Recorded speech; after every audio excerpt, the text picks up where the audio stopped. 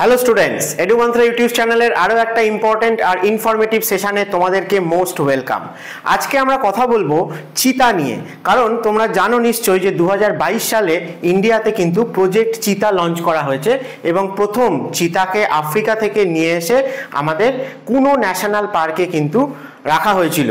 কিন্তু তারপরে আরও যদি তোমরা দেখো যে আরও অনেক এরকম পোর্টেবল সাইট রয়েছে যেখানে কিন্তু ইন্ডিয়াতে চিতাকে ইন্ট্রোডিউস করা যেতে পারে। তাই কুনো ন্যাশনাল পার্কের পরে আমরা মধ্যপ্রদেশেই গান্ধী সাগর ওয়াইল্ড লাইফ স্যাংচুয়ারিতেও কিন্তু চিতাকে ইন্ট্রোডিউস করেছিলাম। রিসেন্টলি সেন্ট্রাল গভর্নমেন্ট ডিক্লেয়ার করেছে যে আরও একটা লোকেশন, সেটা হচ্ছে গুজরাটের বান্নি গ্রাসল্যান্ড, সেই জায়গাতেও আমরা কিন্তু আফ্রিকা থেকে চিতাকে নিয়ে এসে রিইন্ট্রোডিউস করতে চলেছি। তো আজকের ভিডিওটা খুবই ইম্পর্টেন্ট, কারণ আগামী পরীক্ষাগুলোতে কিন্তু এই টপিকের ওপর থেকে তোমরা অবশ্যই কোশ্চেন পাবে যে এই বান্নি গ্রাসল্যান্ড এইটা গুজরাটে কোথায় রয়েছে, কি তার ইম্পর্টেন্স, কি তার ক্যারেক্টারিস্টিক, এবং তার সাথে সাথে আমরা আজকের ভিডিওটাতে আলোচনা করব ইন্ডিয়াতে প্রজেক্ট চিতাকে নিয়ে, এবং চিতা কিরম টাইপের স্পেসিস, সে কিরকম হ্যাবিটেট পছন্দ করে, এবং ইন্ডিয়াতে এমন কোন কোন সাইট রয়েছে যেখানে আমরা চিতাকে ইন্ট্রোডিউস করতে পারি। তো তোমরা দেখতেই পাচ্ছ যে বিভিন্ন নিউজ পেপারের কিন্তু হেডলাইন হয়েছে এই খবরটা। তো চলো আমরা এক এক করে এই প্রত্যেকটা টপিক সম্বন্ধে একটু ডিটেলে জেনে নিই। তাহলে প্রথম কথা হচ্ছে যে এই যে চিতা, এটা ফরেস্ট ডিপার্টমেন্ট ইন্ট্রোডিউস করছে অ্যাজ এ প্রি বেস। এই প্রি বেস বলতে কি বোঝায় না, এমন কোনো একটা জায়গা যেখানে অ্যাজ এ প্রিডেটার, অর্থাৎ যারা হার্বিভোরাস বা অন্যান্য অ্যানিম্যালকে কনজিউম করে বেঁচে থাকে সেই রকম প্রিডেটার হিসেবে চিতাকে কিন্তু আমরা ইন্ট্রোডিউস করতে চলেছি। তাহলে প্রিডেটার মানে প্রি বেস বলতে আমরা সেই সমস্ত অ্যানিম্যালকে বুঝবো, সেই সমস্ত প্রিডেটার স্পেসিস যারা হার্বিভোরাস বা অন্যান্য অ্যানিম্যালকে কনজিউম করে নিজেরা সারভাইভ করার জন্য। যেমন অ্যাজ এ এক্সাম্পল আমরা বলতে পারি যে যে জঙ্গলে হয়তো সিংহ আছে, সে তার খাবার হিসেবে দেখবে যে জেব্রা, ওয়াইল্ড বিস্ট বা অন্যান্য হরিণ বলো বা অন্যান্য এরকম হার্বিভোরাস অ্যানিম্যালকে বেছে নেয়। তাহলে আমরাও চিতাকে অ্যাজ এ প্রিডেটার সেই সমস্ত ফরেস্টে ইন্ট্রোডিউস করতে চলেছি যেখানে কিন্তু এরকম প্রচুর হার্বিভোরাস অ্যানিম্যাল রয়েছে, যাতে তাদের খাবারের দিকে কোনো সমস্যা না হয়। তাহলে চিতার সম্বন্ধে যদি প্রথমে দু চার কথা বলতে হয়, তাহলে কেন এই স্পেসিসটা, মানে এটা তো ক্যাট ফ্যামিলি থেকে বিলং করে, তো ক্যাট ফ্যামিলির বাকি যে স্পেসিসগুলো রয়েছে তাদের থেকে চিতা কিরমভাবে ইউনিক। তাহলে প্রথম কথা, তোমরা সবাই জানো যে ফাস্টেস্ট ম্যামেল অন ল্যান্ড সেটা হচ্ছে চিতা। তো চিতা অ্যাকচুয়ালি 1952 সালের পর থেকে ইন্ডিয়াতে এক্সটিংক্ট হয়ে গেছে, অর্থাৎ ন্যাচারালি আর কোথাও চিতাকে কিন্তু দেখতে পাওয়া যায় না। আর অন্যান্য যে সমস্ত ক্যাট ফ্যামিলির যে অ্যানিম্যালগুলো রয়েছে, যেমন টাইগার বলো, লেপার্ড বলো, জাগুয়ার বলো, তাদের মতো চিতা কিন্তু গর্জন করে না, অর্থাৎ দে কান্ট রোর। এইটা কিন্তু চিতার একটা ইউনিক বৈশিষ্ট্য। আর আমরা যদি ওয়ার্ল্ডে মেনলি চিতাকে দেখি তাহলে দু টাইপের আমরা কিন্তু চিতা পেতাম, একটা হচ্ছে আফ্রিকান চিতা আর একটা হচ্ছে এশিয়াটিক চিতা। আফ্রিকান চিতা তারাও সংখ্যায় অনেক কমে গেছে, IUCN এর স্ট্যাটাসে তাদেরকে কিন্তু ভালনারেবল বলা হয়েছে। কিন্তু এশিয়াটিক চিতা কিন্তু ক্রিটিক্যালি এন্ডেঞ্জার্ড হয়ে গেছে, এবং আমাদের ইন্ডিয়াতেও কিন্তু সেই জন্য 52 সালের পর থেকে ন্যাচারালি কোনো ফরেস্টে চিতা পাওয়া যায় না। তো চিতা অ্যাকচুয়ালি কোন জায়গাটার ভালো হ্যাবিটেট যদি আমরা দেখি, তাহলে ওয়ার্ল্ডের মধ্যে আমরা দেখব যে যে সমস্ত জায়গায় একটু সেমি এরিড থেকে এরিড রিজিয়ান এবং গ্রাসল্যান্ড পাওয়া যায়, সেই সমস্ত জায়গায় কিন্তু মেনলি চিতা আমরা দেখতে পেতাম আগে, এখন সংখ্যায় অনেকটাই কমে গেছে। তাই আফ্রিকাতে মূলত চিতাকে দেখতে পাওয়া যায়, আফ্রিকান সাভানা রিজিয়ান, এবং তার সাথে সাথে এশিয়াতে যদি আমরা দেখি তাহলে আমরা দেখব যে মিডল ইস্টের দিক থেকে শুরু করে ইরান, এই রিজিয়ানটায় কিন্তু প্রচুর পরিমাণে একটা সময় চিতা ছিল, তবে আস্তে আস্তে তাদের সংখ্যা কমতে কমতে প্রায় এরা বিলুপ্ত প্রায়। আচ্ছা, তোমাদেরকে মনে করিয়ে দিই যে WBCS 2024 নোটিফিকেশন কিন্তু এখনো বেরোয়নি, তবে কয়েকদিনের মধ্যেই হয়তো বেরিয়ে যাবে। এই বছরের শেষের দিকে বা সামনের বছরের শুরুতেই কিন্তু WBCS 2024 প্রিলিমিনারি হতে চলেছে। তাই তাকে মাথায় রেখে এডুমান্ত্রায় কিন্তু একদম ফ্রেশ করে নিউ ব্যাচ কিন্তু আবারও স্টার্ট হচ্ছে। এখনো যতটা টাইম আছে তোমরা যদি সিরিয়াসলি সেই টাইমটা ইউটিলাইজ করো তাহলে কিন্তু তোমরা 2024 WBCS অবশ্যই সবাই ক্র্যাক করতে পারবে, প্রোভাইডেড এডুমান্ত্রা তোমাদেরকে যেভাবে গাইড করবে, যা যা যা বলবে সেইভাবে যদি তোমরা শুনে চলো। তাই এই অপরচুনিটিটা তোমরা আর দেরি করো না, তাড়াতাড়ি এডুমান্ত্রার সাথে কন্ট্যাক্ট করো যদি তোমরা ইন্টারেস্টেড থাকো। অনলাইন এবং অফলাইন দুটো মোডেই কিন্তু এডুমান্ত্রায় নিউ ব্যাচ শুরু হচ্ছে, যেখানে প্রত্যেকটা সাবজেক্টে আলাদা আলাদা টিচাররা ইন ডেপথ তো সেশন তোমাদের লাইভ সেশন নেবেই, তার সাথে সাথে তোমাদেরকে ক্লাস মেটেরিয়াল বা স্টাডি নোটস দেওয়া হবে। তার সাথে সাথে রয়েছে প্রচুর প্রচুর ক্লাস টেস্ট আর মক টেস্ট, যেগুলো কিন্তু তোমার এক্সপিরিয়েন্সকে আরও ইনক্রিজ করবে, যে কিভাবে তোমরা কম্পিটিটিভ এক্সাম বা মূলত WBCS এর মতো পরীক্ষাকে খুব ইজিলি ট্যাকেল করতে পারবে। তো যারা যারা ইন্টারেস্টেড আছো অবশ্যই এডুমান্ত্রার নাম্বারে কন্ট্যাক্ট করো বাকি ডিটেলসের জন্য। নেক্সট চলো আমরা চলে আসি যে চিতা প্রথম তাহলে কোথায় ইন্ট্রোডিউস করা হয়েছিল ইন্ডিয়াতে, না সেটা হচ্ছে কুনো ন্যাশনাল পার্ক। আমরা যদি মধ্যপ্রদেশের একদম নর্দার্ন সাইডে চলে যাই তাহলে সেই জায়গায় আমরা কুনো ন্যাশনাল পার্ককে পাবো। এই ন্যাশনাল পার্কের মধ্যে দিয়ে কুনো রিভার ফ্লো করছে, যেটা পার্বতী রিভার বা চম্বল রিভারের ড্রেনেজ বেসিনে রয়েছে। মধ্যপ্রদেশের এই ওয়েস্টার্ন পার্ট এবং নর্দার্ন পার্টের মেন রিভার হচ্ছে চম্বল রিভার। তোমরা নিশ্চয়ই জানো যে মালবা প্ল্যাটু দিয়ে ফ্লো করছে এই রিভারটা। তো সেই চম্বল রিভারের বেসিনেই কিন্তু ছিল কুনো ন্যাশনাল পার্ক। নেক্সট কুনো ন্যাশনাল পার্কের পরে আমরা চিতাকে ইন্ট্রোডিউস করেছিলাম মধ্যপ্রদেশেই গান্ধী সাগর ওয়াইল্ড লাইফ স্যাংচুয়ারি। এই গান্ধী সাগর কিন্তু একটা মাল্টিপারপাস প্রজেক্ট এবং এটাও কিন্তু চম্বল রিভারের ওপরই রয়েছে। চম্বল রিভারের ওপর মধ্যপ্রদেশে এই গান্ধী সাগর মাল্টিপারপাস প্রজেক্ট বা ড্যামটা রয়েছে এবং তার আশেপাশেই রয়েছে এই গান্ধী সাগর ওয়াইল্ড লাইফ স্যাংচুয়ারি। তো এই দুটো জায়গায় চিতাকে ইন্ট্রোডিউস করার পর নেক্সট আমরা কিন্তু বেছে নিয়েছি গুজরাটের বান্নি গ্রাসল্যান্ড, যেটা নিয়ে আমরা আরেকটু ডিটেলে আলোচনা করব। কিন্তু তার আগে তোমাদেরকে একবার দেখিয়ে দিতে চাই যে ইন্ডিয়াতে আর কোন কোন লোকেশন এরকম রয়েছে যেখানে আমরা চিতাকে ইন্ট্রোডিউস করতে পারি। দেখো, গুরু ঘাসিদাস ন্যাশনাল পার্ক যেটা ছত্তিশগড়ে রয়েছে, ধুবড়ি ওয়াইল্ড লাইফ স্যাংচুয়ারি যেটা আসামের চক্রশিলা হিল এই রিজিয়ানটায় পাওয়া যায়, সঞ্জয় ন্যাশনাল পার্ক খুব ফেমাস মধ্যপ্রদেশে রয়েছে, বাগদারা ওয়াইল্ড লাইফ স্যাংচুয়ারি এটাও আমরা মধ্যপ্রদেশে পাবো, বীরগঙ্গা দুর্গাবতী টাইগার রিজার্ভ এটাও মধ্যপ্রদেশে রয়েছে। তোমরা এমনিতেও নিশ্চয়ই জানো যে আমরা যদি স্টেট ওয়াইজ ইন্ডিয়াতে বলি তাহলে সব থেকে বেশি টাইগার পপুলেশন কিন্তু আমরা মধ্যপ্রদেশেই পেয়ে থাকি। তাই চিতার যেরকম ধরনের অ্যাটমসফিয়ার দরকার, যে জায়গায় তারা সার্ভাইভ করতে পারবে, সেরকম রিজিয়ানও আমরা কিন্তু মধ্যপ্রদেশের এরিড বা সেমি এরিড রিজিয়ানগুলোতে পেয়ে থাকি।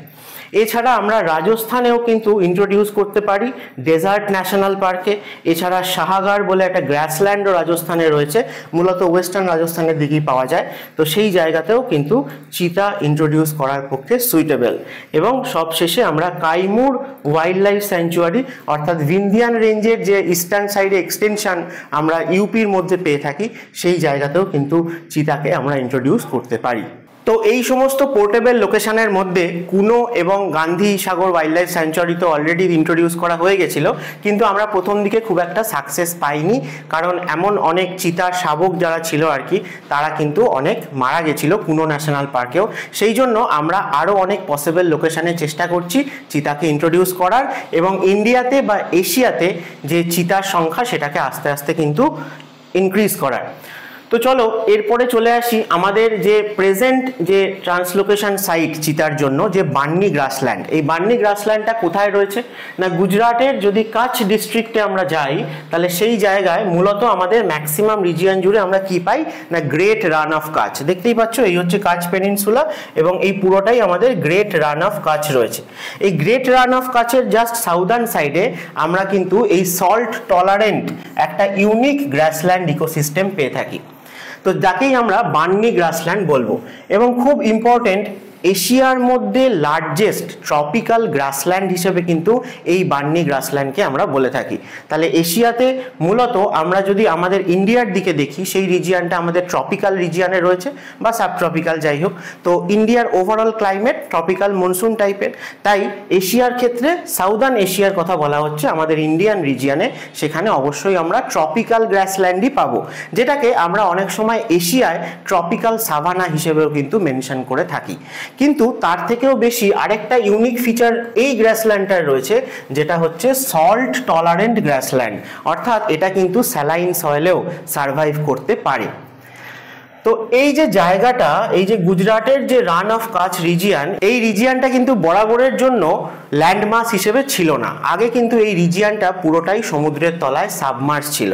তারপরে আমরা দেখা যায় যে এই রিজিয়ান দিয়ে পাস করছে ইন্ডিয়ান যে প্লেট তার ওয়েস্টার্ন বাউন্ডারি, সেই জন্য এই জায়গাটা খুব আনস্টেবল অর্থাৎ আর্থকোয়েক প্রোন। তাই তোমরা গুজরাটের এই কাছ রিজিয়ানে যে ভুজ বলে সবথেকে বড় সিটিটা রয়েছে, সেও কিন্তু বারবার যে আর্থকোয়েকের সম্মুখীন হয়েছে সেটা আমরা হিস্ট্রি ঘাঁটলে দেখতে পাবো। তো এই জায়গাটায় এরকম বেশ কয়েকটা শক্তিশালী ভূমিকম্প হওয়ার ফলে দেখা গেছে আস্তে আস্তে এই রিজিয়ানটা সমুদ্রের তলা থেকে একটু একটু করে রাইজ করেছে। এবং সেই জন্য আমরা যদি দেখি তাহলে গুজরাটের এই যে রান অফ কাচ বা গ্রেট রান অফ কাচ যে রিজিয়ানটা, সেটা কিন্তু একটা সময় অর্থাৎ মনসুন টাইমে বলো বা যখন হাই টাইড থাকে, সি লেভেল বেশি থাকে, সেই সময়টায় জলের তলায় চলে যায়। আবার ড্রাই সিজনে আমাদের উইন্টারের দিকে এই সময়টায় আমরা দেখব যে এখানটায় কোনো ওয়াটার আর থাকে না, কিন্তু এই যে স্যালাইন ওয়াটার একটা সময় এই জায়গাটায় জমা হয়েছিল, তার জন্য এই জায়গায় আমরা একটা মোটা সল্টের ক্রাস্ট কিন্তু দেখতে পাই, যেটা হোয়াইট কালারের। সেই জন্য অনেকেই রিজিয়ানটাকে আমরা হোয়াইট সল্ট ডেজার্ট হিসেবেও কিন্তু মেনশন করে থাকি। তো এই পুরো রিজিয়ানটা অ্যাকচুয়ালি টেকটনিক অ্যাক্টিভিটির জন্য আমরা বলতে পারি যে ধীরে ধীরে সমুদ্রের তলা থেকে রাইজ করেছে। তাই সাবমেরিন যেরকম ধরনের ফিচার আমরা দেখতে পাই, অর্থাৎ ক্যালসিয়াম কন্টেন্ট বেশি, সল্ট কন্টেন্ট বেশি, সেই রকমও কিন্তু এই রিজিয়ানটায় পাওয়া যায়। এবং সেখানেই যেহেতু এই গ্রাসল্যান্ডটা তৈরি হয়েছে, তাই জন্য এটাও কিন্তু একটা সল্ট টলারেন্ট গ্রাসল্যান্ড বলে আমরা মেনশন করে থাকি বান্নি গ্রাসল্যান্ডকে।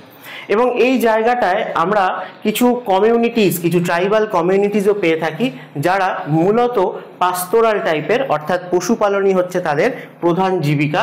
তাদের মধ্যে মালধারিজ, রাবারিজ, মুতুয়াজ এবং মেঘওয়ালস এরকম কিন্তু ট্রাইবাল কমিউনিটিও আমরা এই রিজিয়ানে পেয়ে থাকি। তো এই হচ্ছে বান্নি গ্রাসল্যান্ডের লোকেশন। এবং বললাম যে এশিয়ার মধ্যে লার্জেস্ট ট্রপিক্যাল গ্রাসল্যান্ড বা ট্রপিক্যাল সাভানা এবং সল্ট টলারেন্ট গ্রাসল্যান্ড হচ্ছে এই বান্নি গ্রাসল্যান্ড। তো বান্নি গ্রাসল্যান্ড সম্বন্ধে আরও কয়েকটা কথা আমরা জেনে নিই। দেখো, এটা নিয়ার অ্যাবাউট প্রায় 2600 স্কোয়ার কিলোমিটার এরিয়া জুড়ে রয়েছে। এবং গুজরাটের মধ্যে যদি আমরা দেখি তাহলে তার 45% যে গ্রেজিং ল্যান্ড, সেটা কিন্তু এই বান্নি গ্রাসল্যান্ড রিজিয়ান। এবং এশিয়ার মধ্যে লার্জেস্ট গ্রাসল্যান্ড হিসেবে এটাকে কনসিডার করা হয়। আগেও বলেছি, লোকেশন তোমাদের দেখিয়ে দিয়েছি কোথায় রয়েছে এটা। তো এই যে বান্নি গ্রাসল্যান্ড যে ইকোসিস্টেমটা, এই জায়গাটায় কিন্তু কিছু যেরকম গ্রাসল্যান্ডও পাওয়া যায়, আবার কিছু কিন্তু ওয়েটল্যান্ডও পাওয়া যায়। অর্থাৎ ওয়েটল্যান্ডও রয়েছে এবং তার সাথে ল্যান্ডের ওপরে গ্রাসল্যান্ডও, মানে স্যালাইন সয়েলে গ্রাসল্যান্ডও রয়েছে। এই দুটো কিন্তু বান্নি গ্রাসল্যান্ডে একসাথে কোএক্সিস্ট করে।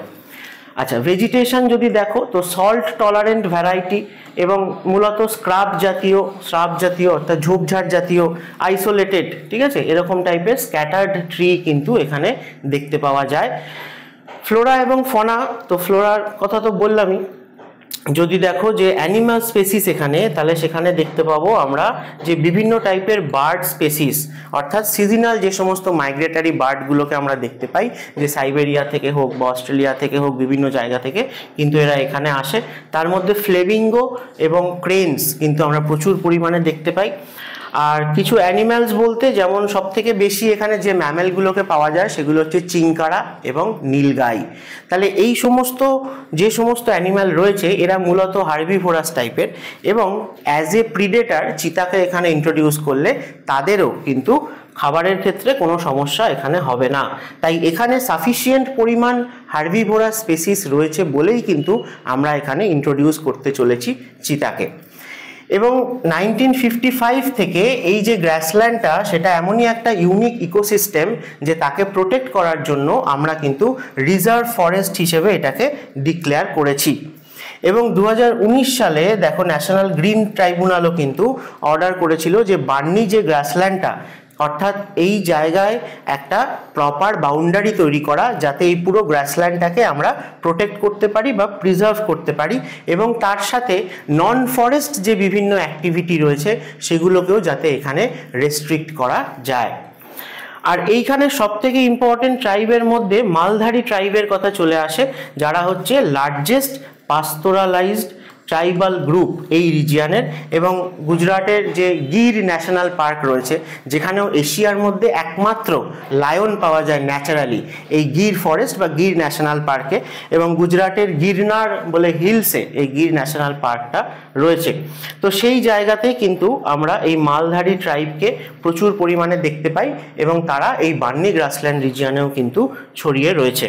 তো 2019 সালে যেরকম বললাম যে ন্যাশনাল গ্রিন ট্রাইব্যুনাল অর্ডার করেছিল যে বার্নি গ্রাসল্যান্ডকে প্রোটেক্ট করার কথা, ঠিক সেরকম 2021 সালে কিন্তু এই এনজিটিও এই মালধারী ট্রাইবকে রেকগনাইজ করে, এবং তাদেরকেও কিন্তু একটা মানে ফরেস্ট রাইট অ্যাক্ট অনুযায়ী তাদের right two conserve the community এর আন্ডারে কিন্তু ইনক্লুড করা হয় এই মালধারী ট্রাইবকে। আর তোমরা যদি লোকেশন দেখো তাহলে আরও একবার তোমাদেরকে দেখিয়ে দিই যে এখানে রয়েছে গ্রেট রান অফ কাচ, এদিকে রয়েছে লিটল রান অফ কাচ, এবং তার মাঝে এই যে গ্রিন কালারের রিজিয়নটা দেখানো আছে ভুজের আশেপাশে, সেই জায়গাটাতেই আমরা এই বার্নি গ্রাসল্যান্ডকে পেয়ে থাকি। এবং ছবি তোমরা দেখতেই পাচ্ছ যে ড্রাই সিজনে এরকম টাইপের, এবং মনসুন টাইমে এটা কিন্তু পুরোপুরি গ্রিন হয়ে যায়। নেক্সট চলো তোমাদেরকে আরেকবার মনে করিয়ে দিই যে WBCS এর ক্ষেত্রে নতুন কোর্স আমাদের এখানে তো শুরু হচ্ছে, সেটা তো বললামই একদম প্রথম থেকে ফ্রেশ করে, কিন্তু তার সাথে সাথে যারা পুরনো স্টুডেন্ট আছো, যারা অনেকদিন ধরে WBCS দিচ্ছ, তাদের আরও বেশি বেশি করে টেস্ট দেওয়া দরকার, মক টেস্ট দেওয়া দরকার। তো সেই জন্য কিন্তু এডুমান্ত্রা নিয়ে এসছে মক টেস্ট সিরিজ। এখানে কিন্তু তোমরা টপিক ওয়াইজ একটা পার্টিকুলার সিলেবাসকে বেস করে প্রচুর মক পেয়ে যাবে, এবং তার সাথে সাথে কমপ্লিট সেট, অর্থাৎ যেরকম WBCS প্রিলিমিনারি হয় সেরকমও কিন্তু প্রচুর সেট এখানে পেয়ে যাচ্ছ একসাথে। তো নিয়ার অ্যাবাউট 25টা মতো সেট তোমরা মাত্র 499-এ কিন্তু অ্যাভেল করতে পারো, এবং এই কোশ্চেনগুলো যথেষ্ট স্ট্যান্ডার্ড কোশ্চেন, যেটা আগের যারা এডুমান্ত্রা থেকে পাস আউট করেছে বা WBCS ক্র্যাক করেছে তারা সবাই বলেছে যে শুধু WBCS নয়, অন্যান্য পরীক্ষারও তারা যা মক টেস্ট দিয়েছে সেখান থেকেও কিন্তু প্রচুর কোশ্চেন কমন এসছে পরীক্ষায়। তাই তোমরা এই স্কোপটা কিন্তু, এই সুযোগটা মিস করো না। এবং তার সাথে সাথে রাইটিং স্কিল ডেভেলপ করাটাও খুব ইম্পর্টেন্ট। সামনে তো মিসলেনিয়াস মেন্স আছেই, সেখানে তো রাইটিং পুরোটাই ডেসক্রিপটিভ ওয়েতে রয়েছে। তাছাড়াও দেখো এরপরে ক্লার্কশিপ মেন্স রয়েছে, এবং WBCS এর ক্ষেত্রে বেঙ্গলি ইংলিশ খুবই ইম্পর্টেন্ট ল্যাঙ্গুয়েজ পেপার। তো সেটাও যাতে রেগুলার তোমরা প্র্যাকটিস করতে পারো, সেই জন্য কিন্তু আমাদের আলাদা একটা ওয়ার্কশপ সারা বছর ধরেই চলে। তো তোমরা যদি চাও সেটাকে জয়েন করতে পারো, মাত্র কিছু টাকার বিনিময়ে তোমরা কিন্তু every week live Bengali English class পাবে, এবং তার সাথে সাথে তোমাদেরকে টপিক দেওয়া হবে, তোমরা লিখে সাবমিট করলে সেগুলো কারেকশন করে দেওয়া হবে, কোথায় কোথায় তোমরা ইমপ্রুভ করতে পারো সেগুলোও কিন্তু তোমাদেরকে গাইড করে দেওয়া হবে। তাই তোমরা যারা ইন্টারেস্টেড আছো অবশ্যই এডুমান্ত্রার নাম্বারে কন্ট্যাক্ট করো বাকি ডিটেলস জানার জন্য। চলো আমরা টপিকে ফিরে আসি। তাহলে বার্নি গ্রাসল্যান্ড কি জিনিস, কোথায় পাওয়া যায় সেটা আমরা দেখে নিলাম। এবারে আমরা একটুখানি প্রজেক্ট চিতা সম্বন্ধে জেনে নিই। প্রজেক্ট চিতা ইন্ডিয়াতে আমাদের লঞ্চ হয়েছিল 2022 সালে, এবং যেখানে আমরা প্রথম আফ্রিকার দুটো কান্ট্রি নামিবিয়া এবং সাউথ আফ্রিকা এই জায়গা থেকে চিতাকে নিয়ে এসেছিলাম, এবং মধ্যপ্রদেশের কুনো ন্যাশনাল পার্কে আমরা ইন্ট্রোডিউস করেছিলাম। তো এই যে ঘটনাটা, এইটা কিন্তু ওয়ার্ল্ডের মধ্যে এরকম প্রথম কোনো ইন্টারকন্টিনেন্টাল রিইন্ট্রোডাকশন ছিল of a wild large carnivorous species. অর্থাৎ এর আগে আর কোনো জায়গায় কি মানে ওয়ার্ল্ডের মধ্যে আর কোথাও এরকম একটা কন্টিনেন্ট থেকে আরেকটা কন্টিনেন্টে এরকম কোনো ওয়াইল্ড লার্জ কার্নিভোরাস স্পেসিসকে কিন্তু শিফট করা হয়নি। এই ইনিশিয়েটিভটা কিন্তু প্রথম তালে ইন্ডিয়ায় নিয়েছে, এবং 2022 সাল থেকে। তো ইমপ্লিমেন্টিং এজেন্সি কে ইন্ডিয়াতে না, national tiger conservation authority NTCA, তারই তত্ত্বাবধানে কিন্তু এই গোটা ঘটনাটা ঘটছে। তো চিতা প্রজেক্ট স্টিয়ারিং কমিটি বলেও একটা কমিটি আছে, সেটা 2023 সালে এস্টাবলিশ করা হয়েছে এই NTCA এর আন্ডারেই, যারা কিন্তু ওভারঅল যে দেখাশোনা করে অবজারভেশন বলো বা ইভ্যালুয়েশন বা বিভিন্ন ধরনের অ্যাডভাইস, যে প্রজেক্ট চিতার ইমপ্লিমেন্টেশন কিভাবে হতে পারে, কোথায় কোথায় হতে পারে, আরও কি কি আপগ্রেডেশন করা যেতে পারে, সেই সমস্ত কিন্তু এই চিতা প্রজেক্ট স্টিয়ারিং কমিটি সে কিন্তু দেখাশোনা করে। আর NTCA সম্বন্ধে যদি বলে দিই, তাহলে NTCA হচ্ছে একটা স্ট্যাটিউটারি বডি, যেটা কিন্তু ministry of environment, forest and climate change এর আন্ডারে কিন্তু তৈরি হয়েছিল, এবং আমাদের যে ওয়াইল্ড লাইফ প্রোটেকশন অ্যাক্ট 1972 সালে রয়েছে, যেটা 72 সালে হয়েছিল, যেটা অ্যামেন্ড হয়েছিল 2006 সালে, তার অনুযায়ী কিন্তু এই এনটিসিএ এই স্ট্যাটিউটারি বডিটা গঠন করা হয়েছে। তো এই যে টপিকটা আমরা আজকে আলোচনা করলাম, এটা কিন্তু আমি আবারও বলছি, সামনে যে এক্সামগুলো হতে চলেছে তার জন্য খুব খুব ইম্পর্টেন্ট। যে বার্নি গ্রাসল্যান্ড রিলেটেড যেরকম তোমার কোশ্চেন আসতে পারে, প্রজেক্ট চিতা নিয়েও আসতে পারে, বা ইন্ডিয়াতে কোথায় কোথায় চিতাকে অলরেডি ইন্ট্রোডিউস করা হয়েছে, আর কি কি পসিবল এরকম লোকেশন রয়েছে, সেই সমস্ত দিক থেকে কিন্তু খুবই ইম্পর্টেন্ট। তো আশা করি তোমরা ভিডিওটা থেকে আজকের অনেক কিছু জানতে পারলে। যদি ভালো লেগে থাকে ভিডিওটা অবশ্যই লাইক করো, বাকি যারা চেনা জানা বন্ধু বান্ধব কম্পিটিটিভ এক্সামের অ্যাসপিরেন্ট রয়েছে তাদের সাথে শেয়ার করো, এবং এরকমই আরও ইম্পর্টেন্ট ও ইন্টারেস্টিং টপিকের ওপর ভিডিওর জন্য আমাদের এডুমান্ত্রা ইউটিউব চ্যানেলকে অবশ্যই সাবস্ক্রাইব করো।